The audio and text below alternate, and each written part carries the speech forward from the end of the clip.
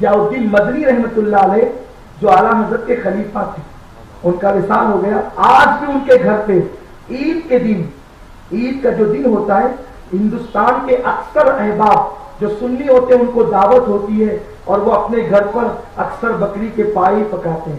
ان سے پوچھا گیا تو انہوں نے کہا اللہ کے نبی کو بہت پسند تھے، اس لیے آقا کے مہمانوں کو میں عید کے دن یہی کھلایا کرتا ہوں. یہ آقا علیہ السلام کو بہت پسند. تو بکری کا سر اور بکری کے پائے انہوں نے اپنے پڑوس میں بھجا دیا، کیونکہ پورا گوشت تو میرے گھر پکے گا، مہمان میرے گھر آ رہے، پورا گوشت میرے گھر پکے گا. انہوں نے اپنے پڑوس میں بھجا دیا کہ سر اور پائے پڑوسی کے پاس رہے. انہوں نے اپنے گھر میں اس کو وصول کیا، شکریہ ادا کیا اور پھر اپنی بیوی سے مشورہ کیا. دیکھو انہوں نے اپنے گھر بکری کے پائے اور سر بھیجائے. میں سمجھتا ہوں کہ ہم سے زیادہ ضرورت مند ہمارا بازو والا بھائی، اس کو دے. انہوں نے اپنی بیوی سے مشورہ کیا، کہا کہ ہمارے یہاں تو کبھی کبھار پتھر رہتا ہے، اس سے زیادہ ضرورت ہمارے پڑوس والے کو ہے. اس طرح پورے محلے کے اندر وہ سر اور پائے گھومتے رہے. آخر کار جس کے گھر بکری ذبح ہوئی تھی اسی کے گھر میں پھر وہ لوٹ کر کے آئے. یہ انداز تھا مسلمانوں کا، یہ کیفیت تھی مسلمانوں کی. مگر آج جو کچھ چاہیے ہمیں ہی چاہیے، جو کچھ چاہیے ہمیں چاہیے. ہم اپنے سامنے کسی کو سمجھنے نہیں چاہتے ہیں، ہر چیز ہم چاہتے ہیں، ہر نعمت ہم چاہتے ہیں. آپ کو پتا ہے ہم گلی میں نکلتے بھی ہیں تو ہمارا انداز یہ ہوتا ہے کہ لوگ ہمیں سلام کریں، ہم کسی کو سلام نہ کریں. جبکہ پڑوسی کا حق ہے کہ پڑوسی ملے تو پہلے تم سلام کرو، غریب ہے تو پہلے کرو، اس لیے کہ غریب کا دل غربت کی وجہ سے نازک ہوتا ہے. پڑوسیوں کو تم پہل کرو سلام کرنے میں. مولا علی فرماتے ہیں، علی مرتضیٰ ساری زندگی نبی نے کبھی کسی کو سلام کرنے کا موقع ہی نہیں دیا، ہمیشہ آقا سلام کرنے میں خود پہل کرتے ہیں. تو پڑوسیوں کا آگے پہلے تم انہیں سلام کرو. ایک واقعہ یہاں یاد آتا ہے سلام کے حوالے سے. حضرت مالک بن دینار بہت بڑے اللہ کے ولی ہے اور گروہ صوفیہ کے امام ہیں. آپ ایک راستے سے جا رہے تھے، دیکھا کہ ایک بچہ ہے جو مٹی کا گھروندا بنا رہا ہے. آپ نے سوچا کہ میں اس بچے کو سلام کروں. سوچا کہ تو بچہ ہی ہے، بغیر سلام کے آگے بڑھ گئے. پھر دل میں کہہ رہا ہے بچہ ہے مگر ہے تو حضور کا امتی ہے نا، سرکار کا امتی ہے، مسلمان ہے. پھر پلٹ کر کے آگے بڑھ گئے. پھر پلٹ کر کے آئے، السلام علیکم یا طفل، اے بچے تجھ پر سلام کی. اس نے کہا وعلیکم السلام یا مالک ابن دینار. آپ کے پیروں کے نیچے زمین کھسک گئی. میں نے اس کو کبھی نہیں دیکھا، اس نے مجھے کبھی نہیں دیکھا. میں نے سلام کیا تو یہ میرا اور میرے باپ کا نام لے کر کہتا ہے وعلیکم السلام یا مالک ابن دینار. تو بچے تو نے تو مجھے کبھی دیکھا نہیں، میں نے تجھے کبھی نہیں دیکھا، تو میرے سلام کا جواب میرے اور میرے باپ کے نام کے ساتھ دیتا ہے. کہا مالک تم بھول گئے، مجھے یاد ہے تمہاری میری ملاقات ہوئی تھی ایک جگہ. کہاں ہوئی تھی؟ کہا عالم ارواح میں ہوئی تھی. میری روح تمہاری روح کے پیچھے تھی. جب اللہ نے فرمایا الست بربکم، کیا میں تمہارا رب نہیں ہوں، تو تم نے بھی کہا تھا، میں نے بھی کہا تھا قالوا بلا، کہ بے شک اے اللہ تو ہمارا رب ہے.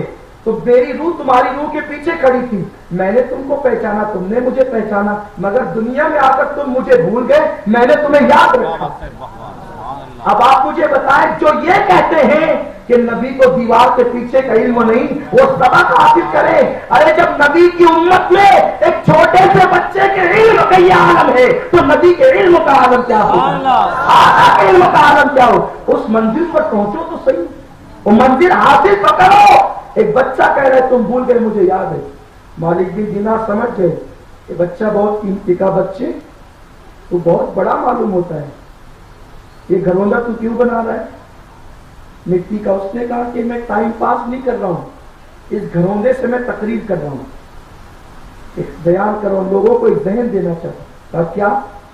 تو میں اس طرح اس لیے ذہن دینا چاہتا ہوں کہ تمہاری زندگی ایک گھروندے کی طرح ہے. بچے جب گھروندے کو کھیلتے ہیں اور جب جی بھر جاتا ہے تو توڑ کر پھر اپنے گھروں کو واپس لوٹ جاتے ہیں.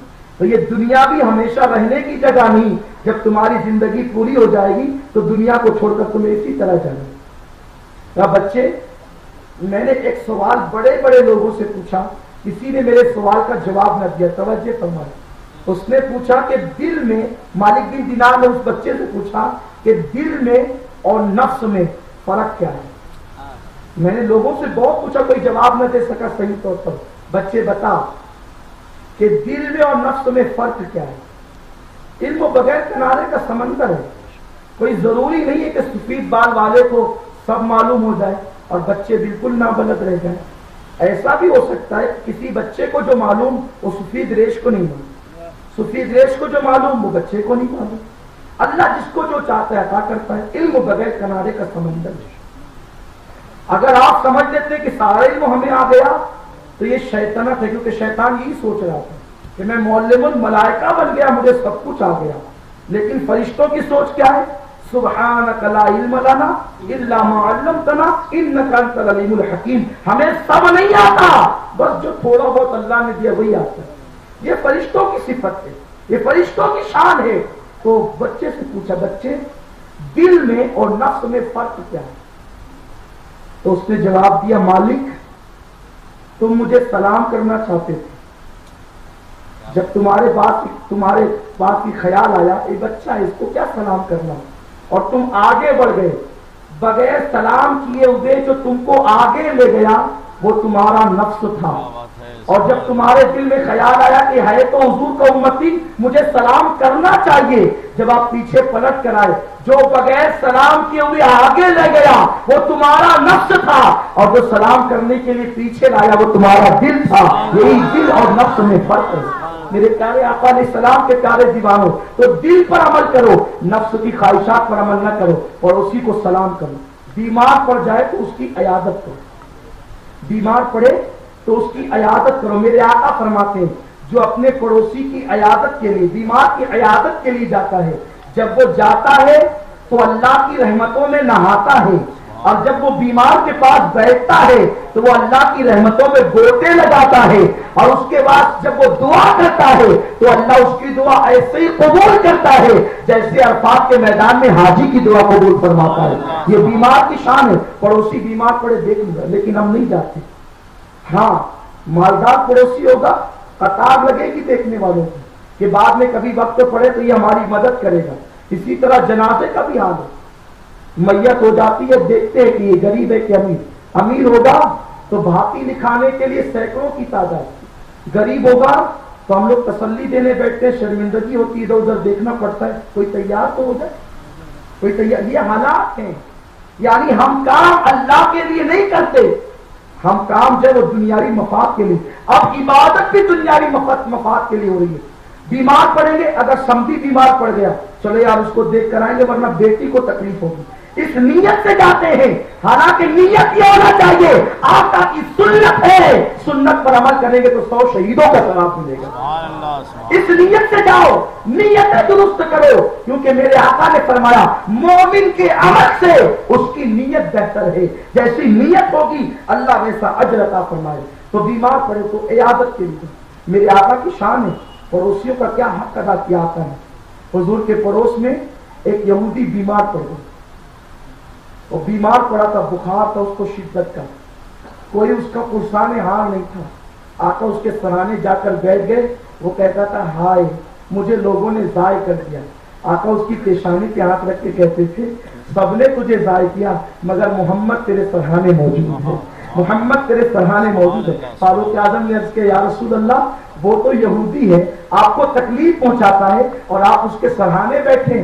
آقا فرماتے عمر رات بھر مصلی پر نفل پڑھنے سے بہتر ہے کہ تھوڑی دیر بیمار کے سرہانے اپنا وقت گزار دیا جائے، بیمار کے سرہانے اپنا وقت گزار دیا جائے۔ پیارے آقا علیہ السلام کے پیارے دیوانوں، آئیے بات ایک اور یاد آتی ہے پڑوس کے حوالے سے۔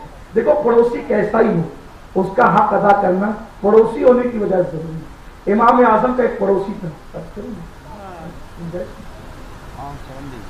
امام اعظم کا ایک پڑوسی تھا۔ عورتیں خاص طور پہ توجہ فرمائیں، پڑوسیوں سے ان کی کم بنتی ہے کیونکہ ان کو گھر میں زیادہ رہنا ہوتا ہے۔ ایک اس کا معمول تھا رات بھر وہ گاتا بجاتا رہتا تھا، وہ گانا